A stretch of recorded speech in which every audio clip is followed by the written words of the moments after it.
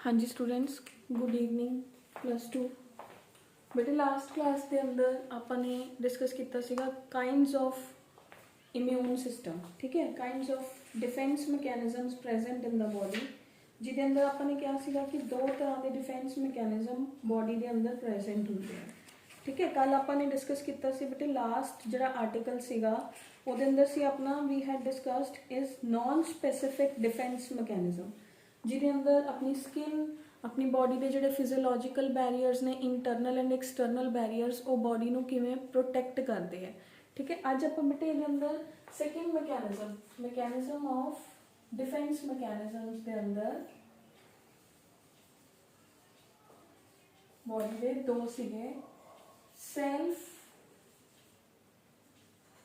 We had is दो तरह के मैकेनिज्म ने specific and non specific defence mechanism. Second सीगा नॉन स्पेसिफिक, जो कोई भी तरह का एंटीजन आए बैक्टीरिया आए उन्होंने बॉडी ने इनवेड करना है। ठीक है, मतलब जिवें स्किन है वो हर एक लिए एज अ डिफेंस काम करती है, HCl है वो हर एक लिए एज अ डिफेंस वर्क करता है। That is non specific kind of the defence mechanism. ठीक है, अज आप जो डिस्कस करना है बेटे वो अपने को है that we have is the specific defence mechanism of body.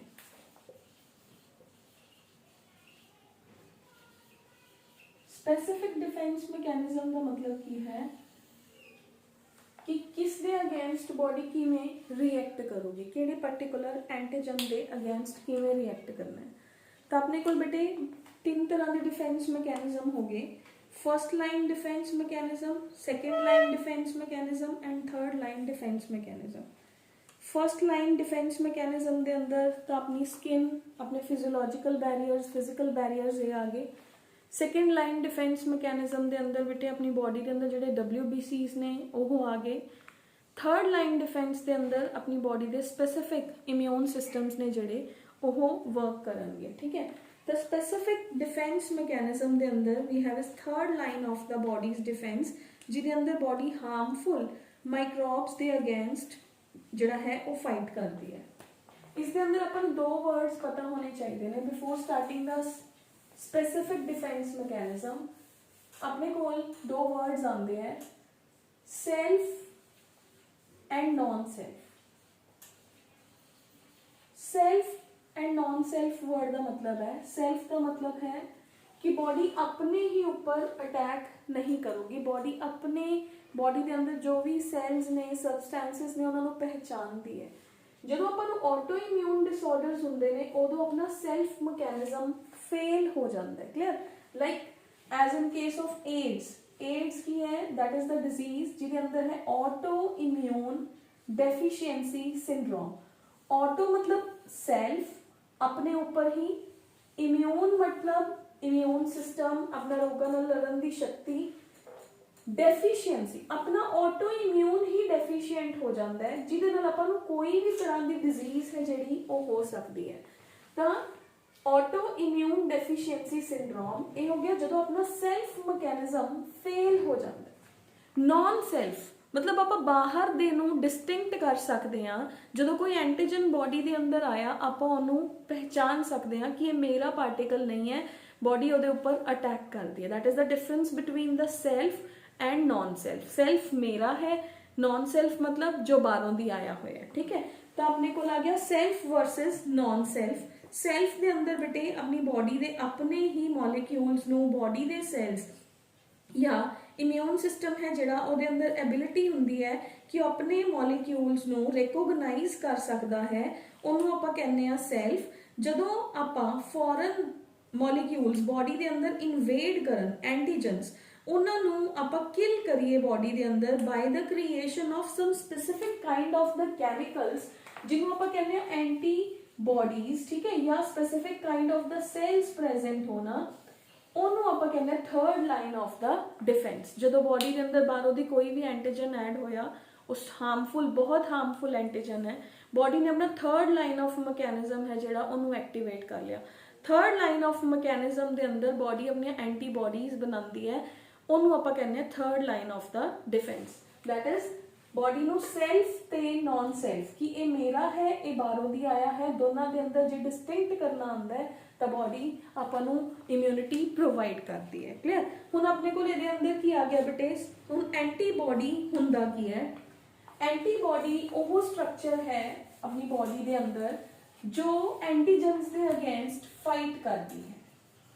तो एंटीबॉडी 5 टाइप्स की है बेटे, मैं लास्ट क्लास भी दसिया सीगा, इन्हों आप IG दे नाल रिप्रेजेंट करते हैं, IgG, IgA, IgM, IgD, IgE, ठीक है, गैम डी लिख सकते हो।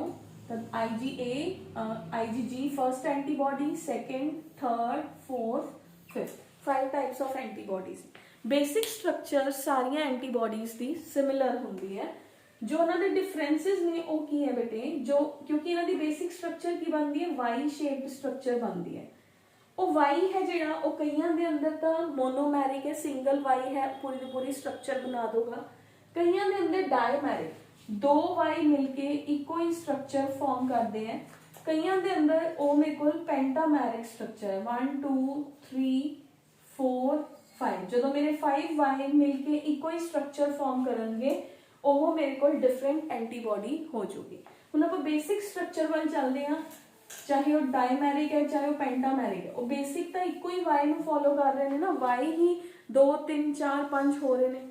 तो बेसिक वाई स्ट्रक्चर के अंदर बेटे व्हाट आई हैव इज अपने कोल ਇਹਦੇ 2 स्ट्रैंड्स ਹੁੰਦੇ ਨੇ, ਉਹਨੂੰ ਆਪਾਂ ਲਿਖਦੇ ਹਾਂ H2L2। H2L2 वर्ड ਦਾ मतलब ਕੀ ਹੈ? 2 हैवी चेन्स ने, 2 मेरे कोल लाइट चेन्स ने। ਜਿਹੜੀ ਮੇਰੀ ਆ ਸਾਈਡ ਤੇ मैंने Y ਦੀ ਸਾਈਡ ਤੇ चेन बनाई, ਇਹ मेरी लाइट चेन है। ਜਿਹੜੀ मेरी इंटरनल ਜਿਹੜੀ मैं पहला बनाई सी ਉਹ मेरी हैवी चेन है। Clear? This is light chain of antibody, this is internal वाली है JD, this is heavy chain of antibody। Clear? 2 मेरे को लाइट ने 1 and 2, 2 ही मेरे को हैवी ने, आप इनू लिख सकते हैं H2L2। 2 heavy chains are there, 2 light chains are there. हुण जिहड़ा H ते L है ये फर्दर डिवाइडेड होंदे है।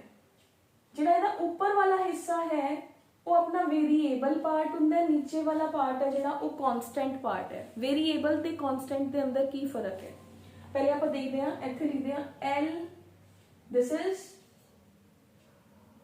LV लाइट दा variable part, this is LC light chain दा constant part, this is HV heavy दा variable, this is HC same ही इधर है LV LC HV HC, ये सारा हैवी चेन ही कंटिन्यूशन दे अंदर प्रेजेंट है। This is all heavy chain, जो दा वाई दा लेग फॉर्म करता है वो मेरा हैवी चेन है। क्लियर?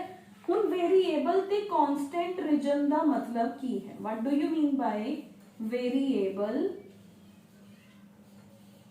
And constant region?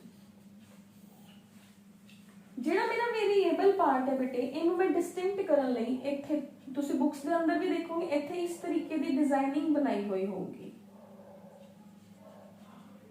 इधर भी सेम। वेरीएबल पार्ट का मतलब है कि कोई भी एंटीजन आया जिहदे नाल एंटीबॉडी ने बाइंड करना है तो अपने वेरीएबल पार्ट के थ्रू, वेरीएबल मतलब एंटीजन के अकॉर्डिंग वो अपने आप को थोड़ा बहुत वेरी कर सकता है कि जेड़े जेड़े एंटीजन दे नाल बाइंड करन दी कैपेबिलिटी रखता है उहदे अकॉर्डिंग अपनी स्ट्रक्चर के अंदर माइनर चेंजेस कर सकता है। वेरीएबल पार्ट अपने आप को चेंज कर लेना अकॉर्डिंग टू द एंटीजन, अगर उहदे अंदर एबिलिटी है उस एंटीजन दे नाल बाइंड करन दी। वेरीएबल कांस्टेंट मतलब कोई भी चेंजेस नहीं होंगे, कांस्टेंट ही रहूगा। ठीक है, constant means no changes are there, ओदी अटैचमेंट दे अंदर ओदी स्ट्रक्चर दी फॉर्मेशन दे अंदर हेल्प करता है। हुण अपने कोल है कि जिहड़ा हैवी ते लाइट चेन्स ने ये आपस च जुड़े हुए किवें हुंदे ने, इत्थे मेरे कोल सल्फर दे ब्रिजेस प्रेजेंट हुंदे ने, ये इत्थे भी इस तरीके दे नाल जुड़े हुए हुंदे ने डाइसल्फाइड ब्रिजेस मैं उन्होंने कहनी है, 2 सल्फर के ब्रिजेस ने जो मेरे हैवी ते लाइट नू और लाइट के दोनों पार्ट्स नू आपस के अंदर ज्वाइन करूगा, that is called as the disulphide bridges. ये बेटे बहुत इंपॉर्टेंट स्ट्रक्चर है according to examination point of view. Antibody की स्ट्रक्चर पेपर के अंदर पूछी जाती है, what do you mean by the structure of the antibody, या तो एक एक 2 नंबर के क्वेश्चन के अंदर भी पूछा जाता है what do you mean by the variable part of the antibody और what do you mean by the constant part of the antibody. Why the disulphide bridges are there in the antibody structure. ठीक है, तो ये अपनी antibody की structure है जिसके अंदर अपने को 2 चेन्स ने, लाइट एंड हैवी। जी लाइट चेन है वो अंदर मेरे को वेरिएबल पार्ट प्रेजेंट है ऊपर, नीचे मेरे को कांस्टेंट पार्ट है। सिमिलरली हैवी चेन के अंदर मेरे को वेरिएबल पार्ट है, नीचे मेरे को कांस्टेंट पार्ट है। डाइसल्फाइड ब्रिजेस ने जेडे वो इहदे अंदर प्रेजेंट होंगे। तो हर एंटीबॉडी है JD has 4 polypeptide chains, 2 light chains, 2 heavy chains. मैं इनू H2L2 दे नाल रिप्रेजेंट कर सकती हां। हुण एंटीबॉडी है जेडी वो एंटीजन नू पहचानदी किवें, ओदे उपर अटैक किवें करदी है। सपोज मेरी this is the body of the human, ਇਹਦੇ अंदर कोई भी बैक्टीरियल वायरल पार्टिकल है जिहड़ा वो एंटर कर गया। हुण बैक्टीरियल वायरल पार्टिकल अगर बॉडी के अंदर एंटर हो गया तो बॉडी का सब तो पहले उन्होंने पहचानना जरूरी है। क्लियर, हुण उन्हें उन्होंने पहचानिया, बी सैल्स ने पहचानिया, बी सैल्स हुणे दसदी हां। इस तो बाद नैक्सट टॉपिक अपना बी सैल्स ही है। वो एंटीबॉडीज रिलीज करते हैं वाई शेप्ड स्ट्रक्चर, ये एंटीजन के अराउंड सिक्रीट होनिया स्टार्ट हो जांदियां ने, उन्होंने चंगी तरह कैप्चर कर लैंदियां ने, उन्होंने मार के उत्थे फिनिश ऑफ कर दिंदियां ने। बॉडी के अंदर अगर कोई सैल की डेथ हुई तो उसके अंदर डेब्रिस क्रिएट हो गया, उस डेब्रिस नू क्लीयर करन लई अपने जिहड़े सेकेंड लाइन डिफेंस दे सैल सीगे, मैक्रोफाजेस सीगे, वो आंदे हैं, वो उस डर्ट नू क्लीयर कर दिंदे। देखो बॉडी के अंदर कितना स्ट्रॉन्ग मैकेनिज्म है, कोई छोटा जा भी एंटीजन या बड़ा एंटीजन कोई भी जाए बॉडी उन्होंने कितनी सफाई दे नाल क्लीयर कर देंदी। अगर बॉडी के अंदर डेब्रिस इकट्ठा होना स्टार्ट हो जाए तो that can also lead to the many of the diseases inside the body. अगर आप डेब्रिस बॉडी के अंदर कोई मैकेनिज्म के अंदर फेलियर है, डेब्रिस इकट्ठा हो रहे हैं, that can also lead to the so many of the diseases. तो एंटीजन कोई भी पार्टिकल हो सकता है, एंटीजन बैक्टीरिया भी हो सकता है, एंटीजन वायरस भी हो सकता है, एंटीजन पोलन ग्रेन भी हो सकते हैं, कुछ भी कोई भी सबसटेंस है जिहड़ा वो एज अ एंटीजन एक्ट कर सकता है। ठीक है, हुण अपने को आया बेटे cells of the immune system. Immune system के अंदर सैल्स किन्ने तरह के हुंदे ने? 2 तरह के सैल्स ने बेटे, we have is the B cells and T cells. सब तो पहले आया डिफेंस मैकेनिज्म किन्ने तरह का है अपने को, specific and non specific. Non specific जो कोई भी एंटीजन नु बॉडी इन्वेड करे वो नॉन स्पेसिफिक है। जो बॉडी पर्टिकुलर एंटीजन दे against particular kind of antibody release करे वो मेरा स्पेसिफिक टाइप ऑफ द जिहड़ा है डिफेंस मैकेनिज्म है। उस तो बाद है सेल्फ एंड नॉन सेल्फ की है, बॉडी की डिस्टिंक्शन करना कि कौन मेरा है कौन बाहरों दी आया है। जिवें फॉर एग्जाम्पल बॉडी अपने ऑर्गन्स के उपर अटैक नहीं कर रही, ठीक है, क्योंकि उन्होंने पता है वो ब्लड स्ट्रीम के अंदर सारे वो ऑर्गन्स के कॉन्टैक्ट के अंदर है कि ये मेरी किडनी है, मेरे लंग्स ने। बट अगर आप किसी बंदे की बॉडी के अंदर किसी होर दी किडनी पा दें, ऑर्गन ट्रांसप्लांटेशन, उस टाइम पे ऑर्गन रिजेक्शन वो क्यों हुंदा है? ऑर्गन रिजेक्शन का रीजन की है कि बॉडी उन्होंने एक्सेप्ट नहीं कर पाती, दैट इज उन्होंने नॉन सेल्फ के अंदर काउंट करती है। इस करके जो भी किसी का ऑर्गन ट्रांसप्लांटेशन हुंदा है उस टाइम पे अपनी बॉडी नू इम्यूनो सप्रैसेंट्स दिते जाते हैं ताकि अपने जिहड़े सैल्स ने वो सप्रैस हो जान, वो बॉडी के अंदर उस ऑर्गन नू फिक्स होन देन। आफ्टर फिक्सिंग जो अपनी बॉडी के अंदर ऑर्गन की फिक्सिंग होगी, बॉडी ने उन्होंने अडैप्ट करना स्टार्ट करता, फिर हौली हौली इम्यूनो एलिवेटर मेडिसिन्स ने जिहड़ियां ओह दित्तियां जांदियां ने। क्लियर। तो नेक्स्ट है बेटे एंटीबॉडी की स्ट्रक्चर तो बाद एंटीबॉडी की है एक special kind of the chemical है जो बॉडी के अंदर रिलीज हुंदा है, जो एंटीजन नू कैप्चर करदा है। एंटीजन नू कैप्चर करन तो बाद ओदी डेथ कॉज करदा है बॉडी के अंदर। क्लियर। हुण अपने कोल है बेटे cells of the immune system.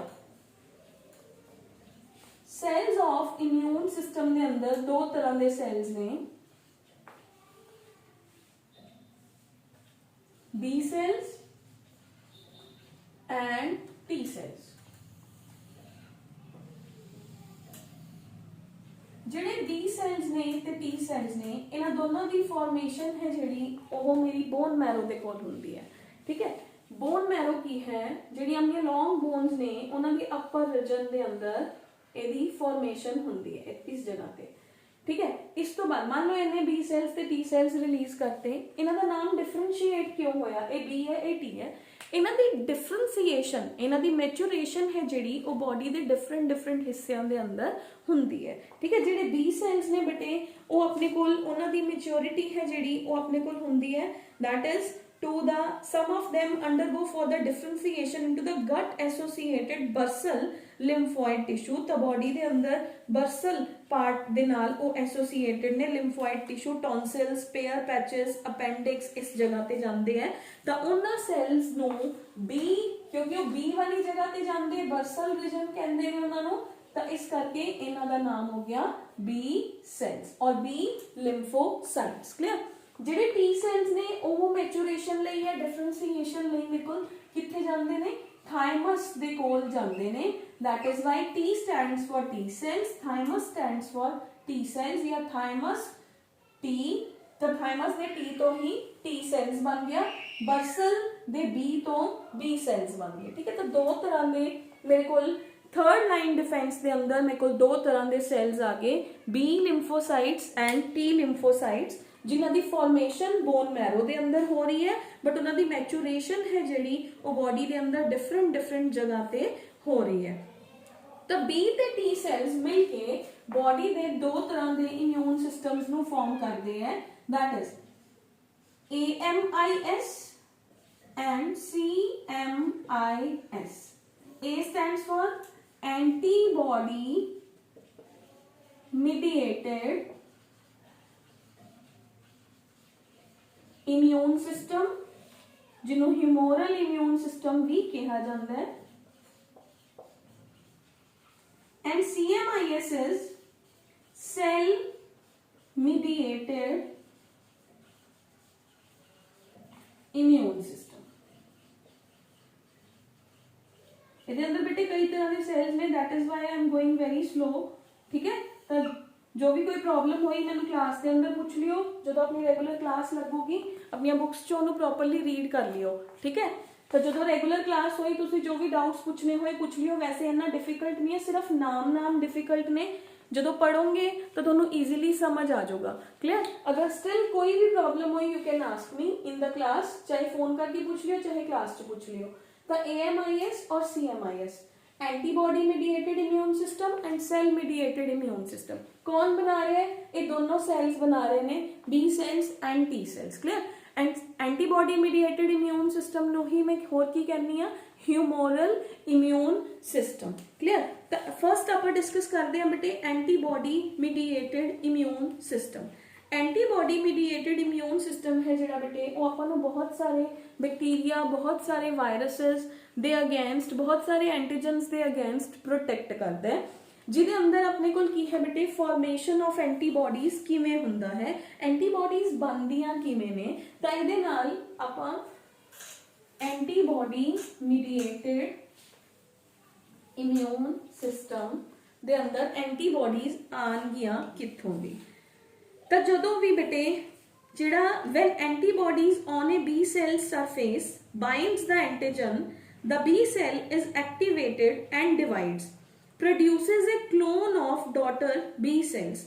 जिहड़े daughter B cells ने वो specialize हो जाते हैं into the plasma B cells and memory B cells। होया कि मेरे B cells ने जिहड़े इन्हां दे उपर एक आई कह सकते कि रिसेप्टर एंटीबॉडीज ने जिहड़ियां वो प्रेजेंट ने, कोई एंटीजन बॉडी के अंदर आया, क्योंकि हर एंटीबॉडी हर एंटीजन लई स्पेसिफाइड है, इस एंटीबॉडी ने इस एंटीजन नू रिकॉग्नाइज किया, दिस इज एंटीबॉडी, मैं इस तरीके दे नाल बना रही हां वाई शेप स्ट्रक्चर, इन्हें नू रिकॉग्नाइज किया, जदों इहनू रिकॉग्नाइज कर दिया कि एंटीजन एंटीबॉडी रिएक्शन हो जाता है, this is here we have is the antigen antibody reaction.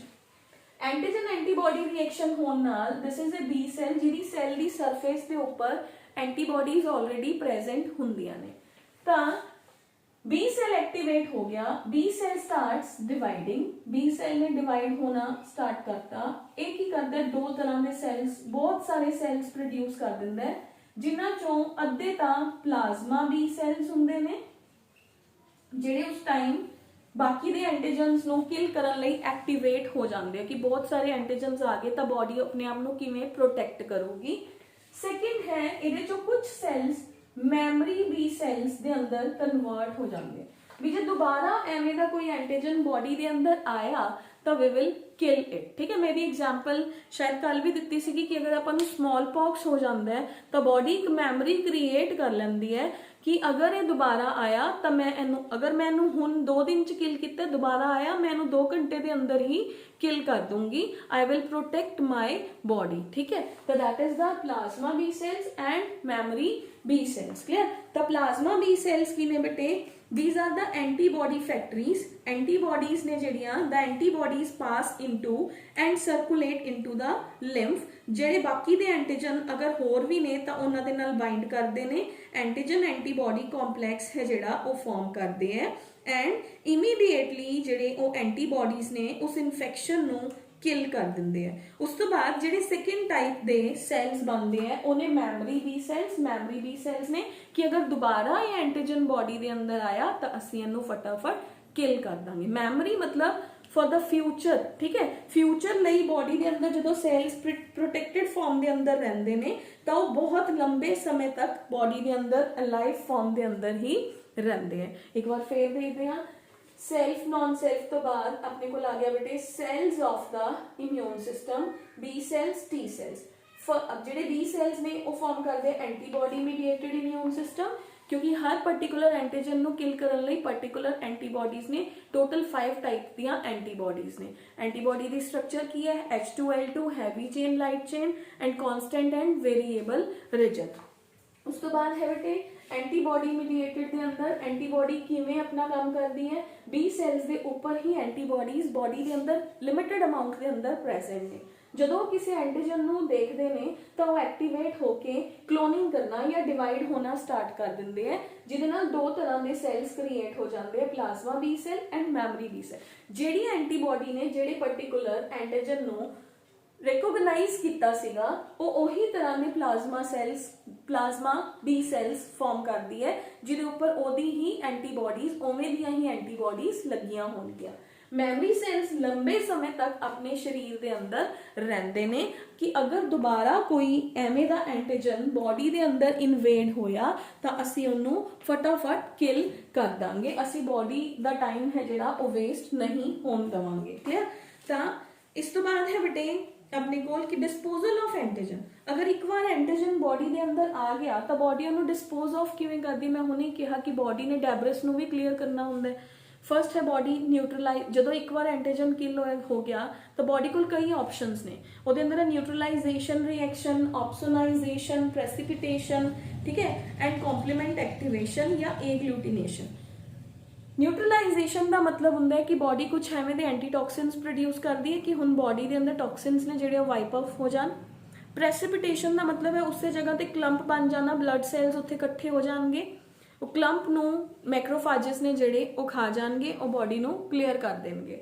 Complement system, body के अंदर कुछ प्रोटीन्स का कैस्केड बनते बेटे, कंटीन्यूशन के अंदर 1 बाय 1 प्रोटीन्स आते हैं, वो प्रोटीन्स उस जगह ते जिहड़ा है इन्फ्लामेटरी रिस्पॉन्स दिंदे है, जिहदे नाल उस जगह ते फैगोसाइट्स आ जाते हैं तो बॉडी नूं क्लीन करन च, इन्फेक्शन नूं क्लीन करन च हेल्प करते हैं। तो different kind of the mechanisms होंदे। एक एंटीजन नूं मारन तो बाद बॉडी है जिहड़ी वो इस तरीके दे नाल अपना एक्शन परफॉर्म करती है। तो एंटीबॉडी अपना एक्शन किवें परफॉर्म करती है, एंटीबॉडी स्पेसिफिक एंटीजन्स दे नाल बाइंड करती है, उस तो बाद वो की करती है उस मॉलिक्यूल नूं वीक कर दिंदी है ते उन्होंने मार दिंदी है। उस तो बाद पर्टिकुलर फैगोसाइट्स ने जिहड़े वो आंदे ने अपनी बॉडी चो डेब्रिस नूं क्लीयर कर दिंदे हैं। क्लीयर है बेटे। तो that is the antibody mediated immune system, जिहदे अंदर अपनी बॉडी के बी सैल्स ने जिहड़े वो इन्वॉल्व हुंदे ने।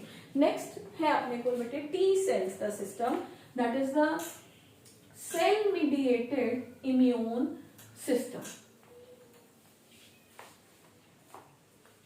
सेकेंड इज ਜਿਹਦੇ ਅੰਦਰ ਟੀ ਸੈਲਸ ਇਨਵੋਲਵਡ ਹੋਣਗੇ, that is cell mediated immune system CMIS। full forms याद होनियां चाहिए ने, expand AMIS, expand CMIS, clear। तो अपने को बेटे next CMIS cell mediated immune system। तो ਇਹਦਾ specific role ਕੀ ਹੈ बेटे, तो again ਜਿਹੜਾ CMIS है ये body ਨੂੰ defend करता है against some of the viruses, fungi which have entered the body of the host, clear। ਤਾਂ its defensive cells ਨੇ ਜਿਹੜੇ ਉਹ free antigens present in body fluids ਦੇ ਨਾਲ ਡੀਲ ਨਹੀਂ ਕਰ ਸਕਦੇ।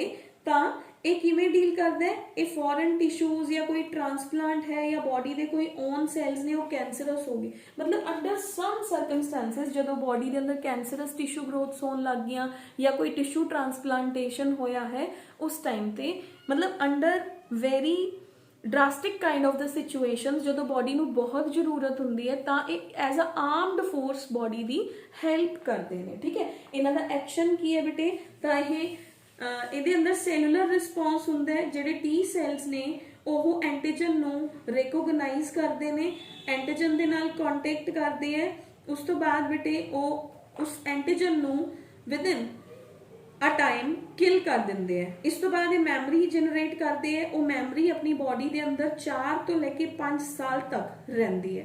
The cellular immune response is given by the T cells.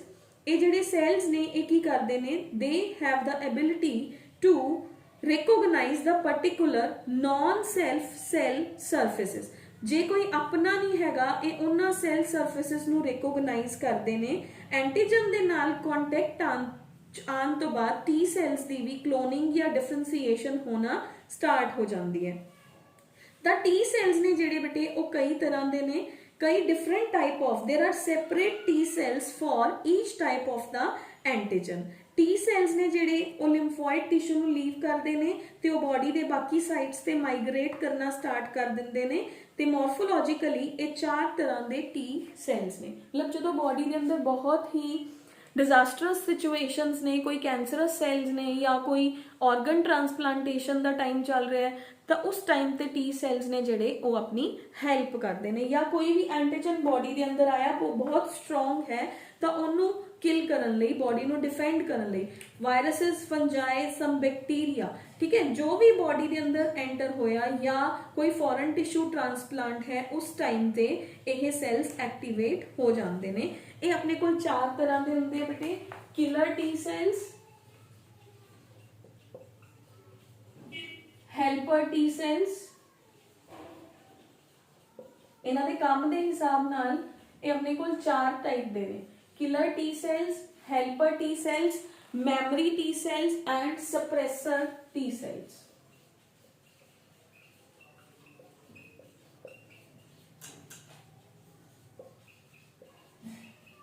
नाम सब दे नाम तो क्लीयर हो रहा है ना। जिहदा नाम है किलर टी सैल, इहदा मतलब है कि वो एंटीजन नूं पहचानणगे, ओनू किल कर देणगे, ओदी सरफेस दे उपर they will release some kind of the chemicals, perforins, ओनू उत्थे ही किल कर देंगे। Helper T cells, sometimes helper T cells ने जे किसी एंटीजन नूं बी सैल्स ने पहचान लिया बट वो कल्ले उस एंटीजन दे नाल ਉਹਨੂੰ किल नहीं कर पा रहे तो उस टाइम पे बॉडी के अंदरों दी एक तरह की armed force that is the helper T cell उन्होंने हेल्प करने लई एक्टिवेटेड हो जाती है। सप्रेसर टी सैल्स, अगर एंटीजन किल हो गया उस तो बाद देखो रोकना भी तो है ना, जे टी सैल्स बदल लग गए फिर भी तो बॉडी के अंदर प्रॉब्लम हो जाएगी। तो that is the suppressor T cells जो एक्शन तो बाद बॉडी नूं कहंदे आ भी हुण होर टी सैल्स नहीं बनाने। मैमरी टी सैल्स 4-5 साल तक बॉडी याद रखे कि ये एंटीजन, ये वायरस, ये बैक्टीरिया बॉडी के अंदर आया सी, मैंने इनू किल करना है। तो किलर टी सैल्स ने बेटे ये इन्फेक्शन वाली जगह ते चले जाते हैं, ये अपने नॉन सेल्फ सैल यानी कि जो बाहरों दी आया उन्होंने पहचानते हैं, उहदी सरफेस के उपर जाके परफोरन नाम दा प्रोटीन है जिहड़ा वो रिलीज करते हैं जो कि उहदी मैम्ब्रेन नूं पंक्चर करके उन्होंने किल कर दिंदा है। हेल्पर टी सैल जो कि बी सैल्स नूं स्टिमुलेट करते हैं कि वो होर ज़्यादा एंटीबॉडीज प्रोड्यूस करन, ये अपनी हेल्प भी करा लेंदे हैं, बी सैल्स की हेल्प भी कर देंगे हैं। उस तो बाद सप्रेसर टी सैल्स जो कि बी ते टी दोनों सैल्स दे कंट्रोल रखते हैं, they inhibit the immune response of both B and T cell. ठीक है कि जो बॉडी का काम, बॉडी के अंदर इम्यून सिस्टम का काम खत्म हो गया तो उन्होंने स्टॉप करा देना।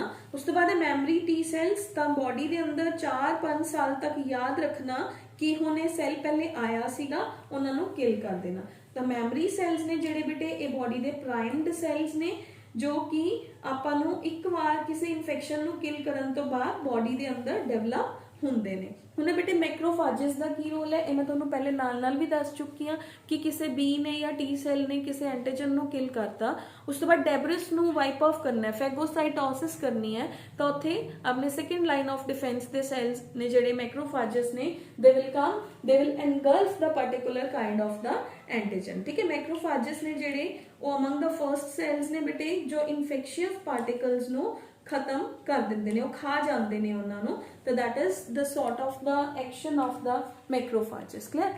तो बॉडी के अंदर हुण अपने को थर्ड लाइन डिफेंस यानी कि बॉडी के इम्यून सिस्टम के सैल्स किहड़े हो गए, B cells and T cells, दोनों की फॉर्मेशन हुई बोन मैरो के अंदर, डिफरेंसीएशन हुई डिफरेंट जगह पे। बी सैल्स ने जिहड़े antibody mediated immune system form करते हैं, टी सैल्स ने जिहड़े अपना सैल मीडिएटेड इम्यून सिस्टम है जिहड़ा वो फॉर्म करते हैं। बी सैल्स के अंदर दो ही तरह के सैल्स ने, plasma B cells and memory B cells. Cell mediated immune response के अंदर 4 तरह के सैल्स ने, killer cells, helper cells, suppressor cells and memory T cells. Clear. So बेटे इन्ने तक इत्थों तक ही करांगे, अगे अपना नेक्स्ट आर्टिकल है इम्यून रिस्पॉन्स, वो अपन नेक्स्ट क्लास के अंदर डिस्कस करांगे। इत्थों तक पढ़ लो। जिहड़ा तुहाडा टेस्ट सीगा बेटे टुमारो संडे, वो मैं पोस्टपोन कर रही हाँ, और that will be on Monday. कल थोड़ी कोई क्लास नहीं होगी, ना ऑनलाइन ना ऑफलाइन। ठीक है, क्योंकि कई बच्चे कह रहे थे कि जेडे संडे नूं साडे केमिस्ट्री का फिजिक्स का कई टेस्ट ने, इस करके मैं बायो का टेस्ट पोस्टपोन कर रही हाँ। That will be held on Monday. तो जेडे बच्चे ऑनलाइन दे रहे हैं, ऑफलाइन जेडे बच्चे क्लास लगान आ रहे हैं, उन्होंने टेस्ट क्लास के अंदर ही मैं आप लूँगी। जेडे बच्चे ऑनलाइन कर रहे हैं उन्होंने सेम टाइमिंग के अंदर ऑनलाइन टेस्ट होगा। ठीक है, test same procedure, I send the test. तो पर जो टेस्ट है वह मटीरियल मैं इनक्रीज कर रही हाँ, जोड़ा मैं अज का लैक्चर है उन्होंने विच इनवॉल्व कर रही हाँ। ठीक है, अज तक मतलब जो 4-5 लैक्चरस हो गए, up to that there will be the test. तुसी अपने डाउट्स ने जोड़े वो टेस्ट तो पहले क्लीयर कर लियो, I will tell you the doubts, फिर उस तो बाद आप टेस्ट लवांगे। कल अपना आराम नाल easily first part second part का हाफ हो गया, इतों तक रीड आउट कर लो, then we will be having the test on Monday. ठीक है, थैंक यू सो मच।